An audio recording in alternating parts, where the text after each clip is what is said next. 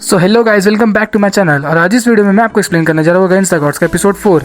और इससे पहले कि मैं एपिसोड 4 को स्टार्ट करूँ, मैं एपिसोड 3 के बारे में हल्की सी जानकारी बता देता हूँ। तो एपिसोड 3 में हमें देखने को मिला था कि शॉर्ट सेक्ट से एक शव मास्टर आया जो कि यहाँ से एक डिसाइपल चुन के ले जाएगा शॉर्ट सेक्ट में प्रैक्टिस करने के लिए। लेकिन उसने आते ही अपनी हरकतें शुरू कर दी। आते ही लिंगशी पे लाइन मारता है, फिर उसके बाद किंगयू को जैसे ही दिखता है वो शौची और किंगयू को अलग करने की प्लानिंग करने लगता है। और फिर एपिसोड के एंडिंग में हमें दिखाई देता है कि वो जो मेडिसिनल आइटम्स लेके आया था वो चोरी हो गई है और उसका इल्ज़ाम लग गया अब लिंगशी के ऊपर, यानी कि हमारे हीरो के फूफी के ऊपर। तो आइए जानते हैं कि अब एपिसोड 4 में क्या हुआ। तो हमारा एपिसोड 4 का स्टार्टिंग भी वहीं से होता है जहाँ पर एपिसोड 3 खत्म हुआ था, यानी कि उसी सस्ते से अदालत में जहाँ पर लिंगशी को दोषी ठहराया गया चोरी के इल्ज़ाम में। और उसकी जलीलों को पेश करने के लिए आ रहा है हमारा हीरो शौची। भाई सही में लौंडा एक टाइम के लिए तो पूरा लॉयर ही लग रहा था, क्या ही उसने बातें बताई वहाँ पर। तो जैसे ही यंग मास्टर को पता चलता है कि उसका जो मेडिसिन वो लेके आया था वो चोरी हो चुका है, तो वो क्या करता है कि अपने बॉडीगार्ड शायद जुई को बोलता है कि तुम जाओ उसको ढूंढ के लाओ, क्योंकि उसके ऊपर मैंने स्पेशल टाइप का पावर्स को ये किया था जिस वजह से उसको ट्रैक करना आसानी होगा। और वो जाता है उसको ढूंढ के लाता है और ढूंढ के लाके वो कहता है कि इसे उसने पाया एक रूम में से। फिर सबको उस रूम का पहचान के बोलते कि वो रूम किसी और का नहीं बल्कि वो शव लिंगशी का था। और इस बात को सुनकर सभी तो शव लिंगशी को बिल्कुल चोर मान ही चुके थे, लेकिन शौची तभी उठ के बोलता है कि मुझे कुछ बातें कहनी है। और फिर वो कहता है कि अगर इसे मेडिसिन के हाउस में रखा गया था तो वहाँ का जो गार्ड था वो क्या कुत्ते की तरह वफादारी करने के बजाय सुअर की तरह सो गया। और ये पूछता है वो फर्स्ट एल्डर से, तो फर्स्ट एल्डर्स का कुछ जवाब नहीं देता और सभी लोग हंसने लगते हैं। फिर वो बोलता है कि अगर इसको बाकी सब मेडिसिन के साथ रखा गया था तो इसको पहचानना तो काफ़ी मुश्किल है, क्योंकि वहाँ पे कई सारे और भी मेडिसिनल आइटम्स थे। तो लेकिन वो कैसे पहचान सकती है? इसको तो कोई टैलेंटेड आदमी ही पहचान सकता है इसको चोरी करने के लिए, और शव लिंगशी इसके लिए उतनी ज़्यादा केपेबल तो है नहीं। और इसका जवाब भी फर्स्ट एल्डर के पास बिल्कुल नहीं रहता।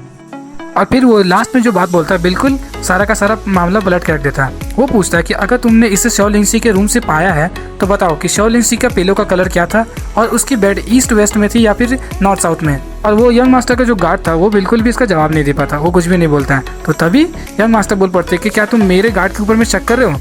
तो वो बोलता है जी हाँ बिल्कुल कर रहा हूँ। और तभी क्या होता है कि यंग मास्टर बोलते कि तुम जाओ उसके ऊपर हमला कर दो। और वो जैसे ही लड़ने के लिए आता है शौची के दादाजी पीछे से आके उसे बचा लेते हैं और फिर उन दोनों के बीच में हल्की सी झड़प होती है और फिर वो लड़ाई वहीं पर खत्म हो जाती है। तभी शौची के दादाजी बोलते हैं कि आप अपने लोगों पर विश्वास करने के बजाय बाहर के लोगों पर विश्वास कर रहे हैं। ये चोरी शव क्लैन में हुई है, बाहर के लोगों को इसमें दखलंदाजी करने की बिल्कुल भी जरूरत नहीं है। तो फिर ये क्यों सजा देंगे मेरी बेटी को? और मुझे पता है कि मेरी बेटी ने चोरी नहीं की, क्योंकि मुझे जैसे ही कल रात पता चला कि इस तरह की मेडिसिन आई है तो मुझे पता था कि मेरी बेटी जरूर चोरी करने की कोशिश करेगी। इसीलिए पूरी रात मैंने बैठ के उसकी निगरानी की जब तक सुबह नहीं हो गई। और ये सब बातें जैसे ही सूलोंग सुनता है तो वो बोल पड़ता है कि अपने से आपका क्या मतलब है? ये शौची जिसे आपने इतने दिनों से पाला पोसा बड़ा किया, क्या ये अपना है? सच बताना, क्या ये अंकल के अपने बेटे हैं या फिर अडॉप्टेड बच्चे हैं?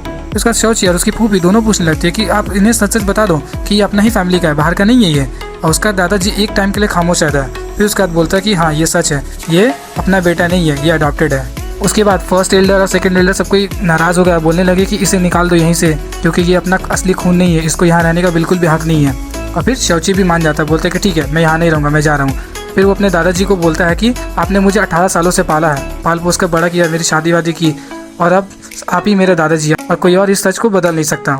और ये बोलकर वो वहाँ से जाने लगता है। लेकिन तभी पीछे से शूलोंग बोलता है कि रुको, जाने से पहले अपनी शादी के बारे में सब कुछ बता के जाओ कि तुम्हारे मैरिज कॉन्ट्रैक्ट के बारे में अब क्या होगा। तभी शौची बोलता है कि इन सब मामलों में तुम्हें दखलंदाजी करने की जरूरत नहीं है, क्योंकि ये मेरी फैमिली का मामला है, तो मैं इसे समझ सकता हूँ कि मुझे कैसे इसको निपटाना है। वो क्या करता है कि वो मैरिज कॉन्ट्रैक्ट था उसको निकाल के ले जाके शव किंगयू के हाथों में दे देता है और उसे कहता है कि अब तुम्हें शादी के इस बंधन में रहना है तो रहो, वरना इस मैरिज कॉन्ट्रैक्ट को फाड़ के तुम आज़ाद हो सकती हो। और वो इसे देखे यहाँ से जाने लगता है और कहता है कि मेरे दादाजी का और मेरी आंट का ख्याल रखना तुम। फिर तभी जूलोंग बोलने लगता है कि शव किंगयू इस मैरिज कॉन्ट्रैक्ट को जल्दी से फाड़ के फेंक दो, क्योंकि अब इसकी कोई ज़रूरत नहीं है। तो यहीं पर शव किंगयू बिल्कुल सेवेज रिप्लाई करती है और कहती है कि अभी सुना नहीं तुमने, मेरे पति ने क्या कहा कि ये सब घर के मामले हैं, तुम्हें इसमें दखलंदाजी करने की बिल्कुल भी ज़रूरत नहीं है। और वो छोटा सा मुंह लेके साइड में चला आता है। तभी वो जो यंग मास्टर थे वो अपने गार्ड को आदेश देते कि जाओ तुम उससे वो मैरिज कॉन्ट्रैक्ट छीन के फाड़ दो उसे, और वो वहाँ पर उससे लड़ने के लिए चला आता है। फिर उन दोनों के बीच हल्की सी लड़ाई होती है और उसमें शव किंगयू हार रही थी, क्योंकि उसका जो गार्ड था वो ज़्यादा पावरफुल था। तभी शव किंगयू की मास्टर आ जाती है और वो उसे वहाँ पर बचा लेती है और फिर कहती है कि अब तुम्हारा यहाँ का सारा काम हो चुका है, तो अब यहाँ से हम लोग चलते हैं। और वो दोनों जा रहे थे। तभी शव किंगयू को याद आता है कि उसके दादाजी और उसकी आंट को तो हिफाजत रखने का उसने वादा किया है। तो वो अपनी मास्टर को बोलती है कि ये सब जो कुछ भी हो रहा है मेरी वजह से हो रहा है, आप इसे जल्दी से सल्टा दीजिए। तो उसकी मास्टर बोलती है कि अगर उस लड़की ने चोरी की है तो ये शव क्लैन का मामला है, शव सेक्ट का नहीं, तो इसमें शव सेक्ट को बिल्कुल भी दखलंदाजी नहीं करनी चाहिए। तभी फर्स्ट एल्डर बोलता है कि ठीक है, अगर ऐसा है तो मैं इन लोगों को पनिशमेंट देता हूँ कि अब ये 15 साल तक पहाड़ों में रहेंगे और शव क्लैन में वापस नहीं आएंगे जब तक इन लोगों का सज़ा पूरा नहीं हो जाता।